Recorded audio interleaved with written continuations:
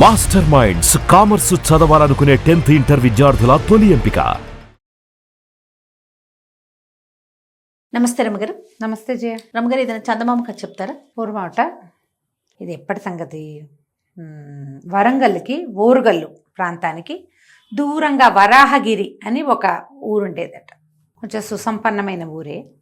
ఈ వరాహగిరిలో ఒక కమ్మరి అతను ఉండేవాడు. కమ్మరి అంటే ఇనుప వస్తువులు అవి చేస్తారు కదా. సంతానం లేరు, భార్య కొంత వయసు వచ్చాక గతించింది, ఆయన ఒక్కడే ఉండేవాడు. ఏదో చిన్న పన్న కథలు కటార్లు అవి ఇవి ఏవో చేసేవాడు. అతను ఇంక కూడబెట్ల పాపం. కొంచెం 50-55 అట్లా వృద్ధాప్యం వస్తూ ఉంటే, నేను ఏం ధనం కూడబెట్టలేదు, పెద్ద వయసు వచ్చాక నాకు ఎట్లా గడుస్తుంది, నా దగ్గర ఏదో పావలా 10 పైసలు నేను దాచిపెట్టానంటే అప్పుడు ఎవరైనా పక్కింటివాడా వెనకింటివాడా ఆ 10 రూపాయల కోసమైనా మనని చూసుకుంటాడు. పిల్ల జల్లలేరు, మనం ఏం చేస్తాము ఎట్లా వేయాలని బాధపడుతూ ఉండేవాడు. సరే, ఈ వరాహగిరి ఊరు వదిలిపెట్టి ఓరుగల్లులోకి వెళ్ళిపోతే ఊళ్ళోకి, అక్కడ పెద్ద సీనియర్ సిటిజన్స్ పెద్దవాళ్ళకి కొన్ని సత్రాలు ఉండేవి. వీళ్ళు అక్కడెక్కడైనా ఉండొచ్చు. ఉంటే రాజుగారే అన్నం పెడతారు అక్కడ ఉండే ముస్లిం ఉతకాకి. ఏదైనా దాటిపోతే వాళ్ళ దీన్ని బట్టి దహన సంస్కారాలు అవి కూడా రాచరికం వాళ్ళే చేసేది. ఆ కాలం అలాంటిది. అట్లాగని ఏమనుకున్నాడు ఇతను, ఏదో చిన్న ఒక బట్టలు మూట పట్టుకుని ఒక చిన్న కర్ర ఉంది అతను, చేతికర్ర. ఆ చేతికర్ర పుచ్చుకొని వెళ్తున్నాడు. ఓరుగల్లు ప్రాంతానికి కొంచెం దగ్గరలోకి వెళ్ళేసరికి ఎక్కడో ఒక చోట ఒక వంతెన లాంటిది దాటుతున్నాడు. ఆ వంతెన మీద ఆయనకు ఒక అతను తారసపడ్డాడు. ఇతనికి ఒక 40 ఏళ్ళు అట్లా ఉంటాయి. అతను ఈయన్ని పరిశీలనగా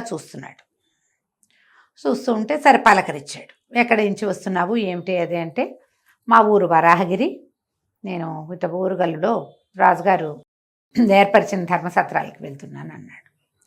అనేసరికి అతను బాగా పరిశీలించి చూసి, నీ కర్ర ఒకసారి ఇవ్వవా అన్నాడు. ఆ చేతి కర్ర తీసుకున్నాడు. కర్రను బాగా తిరిగేసి, ఈ కర్ర ఎక్కడిది ఏమిటంటే, నేనే చేసుకున్నాను, మా ఊళ్ళో తెల్లనేరేడు చెట్టు ఉంది. అతను గుర్తుపట్టాడు, ఇది తెల్లనేరేడు కర్ర అని. తెల్లనేరేడు చెట్టు ఉంది, ఆ చెట్టుది చేసుకున్నాను, నీకు కావాలంటే ఆ ఊరు కుర్రాళ్ళు ఎవరైనా కూడా ఇట్టాటి కర్ర చేసి పెడతారు, వరాహగిరిలో ఉన్నది అన్నాడు. అనగానే ఆయన చెప్పాడు, నేను ఉపాధ్యాయుడిని, ఓరుగల్లులో ఉపాధ్యాయుడిగా ఉన్నాను. ముసలైన నీ తత్వం ఏమిటో నువ్వెవరో నాకు తెలియదు, కానీ నువ్వు గనక నా మాట విన్నావా, మన ఇద్దరము ధనవంతులమయ్యే ఒక ఉపాయం ఉంది అన్నాడు. ఆ కర్ర వదిలిపెట్ల.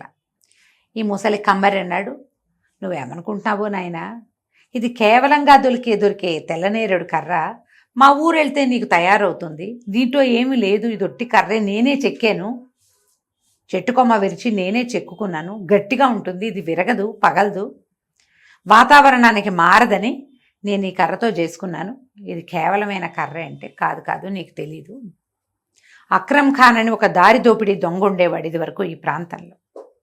వీడు తను సంపాదించిన సంపదను అంతటినీ తెల్లనేరేడు చెట్టు కింద దాచిపెట్టాడని ఒక ప్రతీతి. ఈ ప్రాంతాల్లో ఎక్కడా లేదు తెల్లనేరేడు చెట్టు, అది ఒకే ఒకటి ఉంది. అది ఎక్కడుంది? వరాహగిరిలో ఆ నదీ తీరాన్ని ఉంది.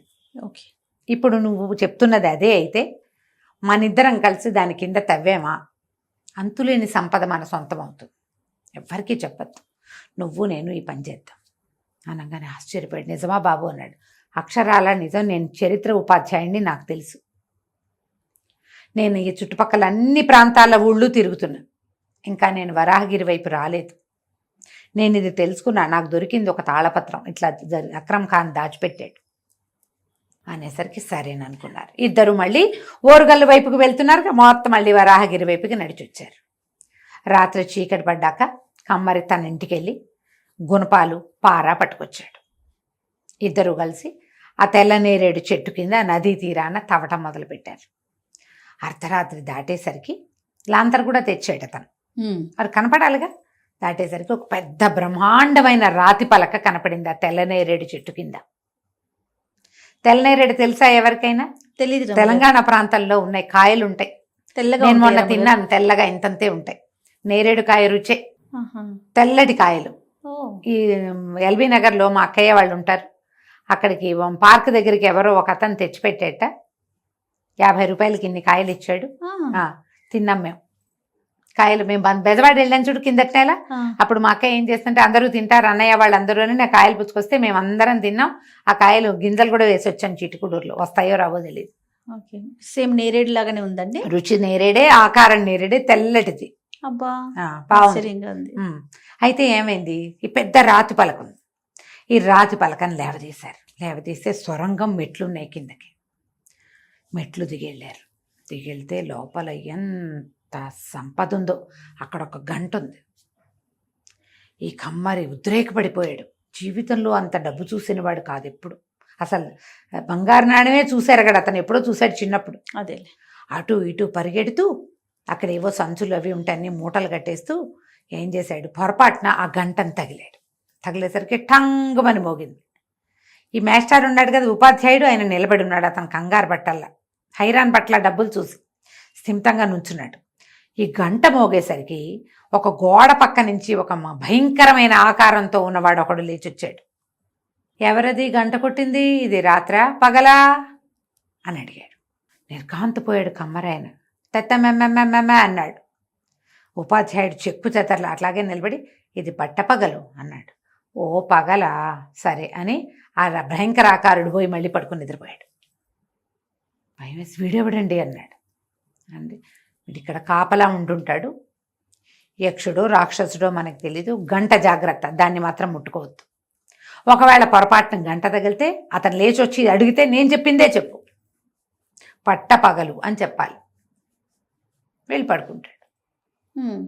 ఇద్దరు కలిసి శుభ్రంగా మూటలు కట్టేసుకున్నారు. అతను కూడా హైరాన్ పడకుండా బాగా చేతికి అందింది తను మోయగలిగినంత సంపద పుచ్చుకుని బయటకు వచ్చేసాక ఏం చేశారు, ఆ రాతి పలకని యథాప్రకారం మూసేసి దాన్ని నిండా మట్టి కప్పేశారు. కమ్మరాయన వరాహగిరి వెళ్ళిపోయాడు. ఉపాధ్యాయుడు ఓరుగల్లు వెళ్ళిపోయారు. ఈ కమ్మరి ఊళ్ళోకి వచ్చాక ఇల్లు కట్టుకున్నాడు శుభ్రంగా. ఇద్దరు ముగ్గురు పని వాళ్ళని వంట చేసి పెట్టడానికి ఒకళ్ళని, ఇల్లు వాకిలి తుడిచి బుడిచి తనకు సహాయం చేయడానికి ఒకళ్ళని, ఒక గొడ్డు గోదా వాకిట్లో ఒక మనిషిని అరేంజ్ చేసుకున్నాడు. 6 నెలలు సుఖంగా గడిచింది. 6 నెలల తర్వాత ఇతనికి ఏమనిపించింది, ఎంత సంపద ఉంది అక్కడ, ఇంకా కొంచెం తెచ్చుకోవచ్చు కదా నేను వెళ్ళి. నేను 55-60 ఏళ్ళు వస్తున్నాయి, నా అంతే తీసుకెళ్ళాడు, అతను వస్తాడేమో ఒకవేళ అని చెప్పి ఒకరోజు ఏం చేశాడు, హైరానగా వెళ్ళాడు తెచ్చుకుందామని. రాతి పలక తోసాడు పక్కకి, దిగాడు కిందకి. దిగి ఇవన్నీ సవరిస్తుంటే గంట మాట మర్చిపోయాడు. మూటలు కట్టాడు, గంట తగలంగానే భయంకరాకారుడు లేచి నుంచున్నాడు. ఎవరు వాళ్ళు, ఇది రాత్రా పగలా అన్నాడు. ఇతను వెళ్ళింది ఎప్పుడు, అర్ధరాత్రి. మమ్మని రాత్రే అన్నాడు. ఎప్పుడైతే రాత్రే అన్నాడో ఆ భయంకరాకారుడు ఒక్క ఉదురున్న దూరంగా నుంచున్నాడు. ఇతనికి గోడ దగ్గర ఉన్నాడు, ఇతను యువతలే ఉన్నాడు. ఒక్క అంగలో వచ్చి ఒడిచిపెట్టేసుకున్నాడు. దొంగ వెధవా, అక్రమ్ ఖాన్ సంపదను దాచిపెట్టిందంతా పట్టుకెళ్దామనుకున్నావా? ఎన్నేళ్ల నుంచో ఇక్కడ కాపలా ఉన్నాను, పట్టు ఇవాళ నుంచి నువ్వు కాపలా ఉందు గానని ఇతన్ని బలవంతంగా లాక్కుపోయి ఆ గోడకున్న ఒక గొలుసుకేసి కట్టేశాడు. ఇక్కడ కాపలాకాయ, నేను వెళ్ళిపోతున్నా అని చెప్పేసి ఆ భయంకర ఆకారుడుగా ఉన్నవాడు, వాడు ఎన్నేళ్ల నుంచో అక్కడ ఉన్నాడు బందీగా, అందుకని భయంకరంగా ఉన్నాడు వాడు. ఎవడైనా వచ్చేదాకా ఇక్కడే నేను ఉన్నాను, నువ్వు వచ్చావుగా ఇక్కడ కాపలా ఉండని చెప్పేసి చకచకా పైకి వెళ్ళిపోయాడు. ఆ రాతి పలక మోసేసి మట్టి కప్పేసి వెళ్ళిపోయాడు. తను వదిలిపెట్టిన సంపద అంతా ఇక్కడే ఉంది. మాస్టర్ మళ్ళీ రాలేదు, ఉపాధ్యాయుడిని సంతోషించాడు. ఉపాధ్యాయుడు రాడు, అతనికి తెలుసు ఇక్కడ ఉన్న సమస్య. ఇతనికి కేవలం సంపదే తెలిసింది కానీ సమస్య తెలీదు. ఎందుకంటే అసలు విషయం తెలుసుకున్న ఉపాధ్యాయుడు వీడికి హింట్ ఇచ్చాడు. ఎంత తెచ్చుకున్నామో దాంతో తృప్తి పడితే సరిపోయేదిగా. ఉపాధ్యాయుడు మాత్రం మళ్ళీ రాలా. ఇతను ఇక్కడే ఉండిపోయాడు. ఆ ఊళ్ళో వాళ్ళంతా ఆశ్చర్యపోయారు. ఇంత ఇల్లు కట్టుకున్నాడు, పని వాళ్ళని పెట్టుకున్నాడు, కమరాయన ఏమయ్యాడు? ఏమీ లేదు. బెల్లిగా ఆ పని వాళ్ళ సొంతం అయిపోయింది ఆ ఇల్లు. అంతే. మరి వాళ్ళు రోజు వస్తున్నారు, ఆయన రాలేదు. ఇంట్లో ఉన్న సొమ్ము సంపద వాళ్ళదేగా, వాళ్ళకి తెలుసుగా ఏది ఎక్కడుందో. హాయిగా ఆ ఇంట్లో స్థిరపడి వాళ్ళు స్థిమితంగా ఉన్నారు. అత్యాశపరుడైన వాడు భూగర్భంలో కూర్చుని ఉన్నాడు. కథ కంచికి మనం ఇంటికి. చూసారా, వచ్చిందంత తృప్తి లేదు చూడండి. ఎవ్వరికీ ఉండదమ్మా, ఉండదమ్మ గారు. లోకమే తృప్తి లేని లోకం ఇది. అంతే, లోక సహజం. నమస్తే. నమస్తే జయ.